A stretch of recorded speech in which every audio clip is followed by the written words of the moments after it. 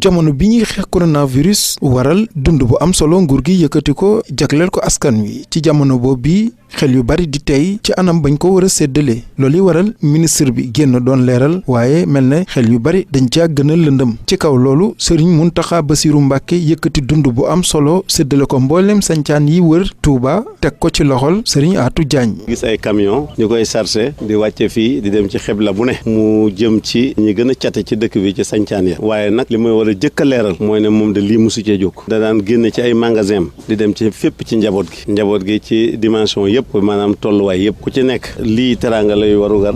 lii ndimbal lay doon lii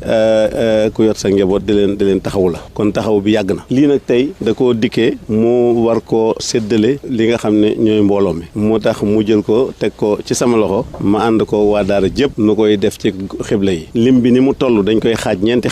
xaaj yi gox bu ne dina ci am ab lim maanaam ñeenti camion bii nga gis ñu sarse nii mooy bu weex bi moom 15 tonnes lay sarse bu demee da koy wàcce ci benn xibla mën na doon benn village mën na doon ñaari village mën na doon ñetti village mën na doon ñeenti village. mbégte mu ñu am ci jëf ji waral ñu yëkkati seen kàddu mboolem askan wi yeewoo ci santaan yi jëmee ko ci kii di xalif général des mourides ci jëf ji mu jëf góor gi wax ci seen kàddu. ndimbali day xanaa sant rek tey ñaan mu yàgg fi te boo lëggee bu leen nu faat waaye nii mu ñëwee tey ak mbette gi nu bette yàlla sëñ Tuubaa ak Cheikh Rafal li ci waay ñaan nee naa leen lu ci waay ñaan ci ceeb bi di ko lekk na nga ñaanal sëñ Muntaxa yàgg fi ak njabootu gépp. soxna si di firndeel jëf ji. wax dëgg yàlla am ndimbali moom tawfeex la ndax fi mu ne nii heure bu ñu xëyee ñi ngi daw ci marché di wuti lu ñu am te ñi ngi fóoti di taxane di def lu nekk kon lii bu ñëwee wax dëgg yàlla am sant yàlla tawfeex la. jëf ji di royukaay ci bépp murit di njàngale mu am solo bu sëriñ bi def ci jëf ji waral képp ku tane sa morom war koo dimbali rawatina ci jamono ji ñu teg état d'urgence ngir xeex Covid-19 ak mboolem jafe-jafe yi nga xam ni moo ci ànd rawatina ci néew gi doole yi.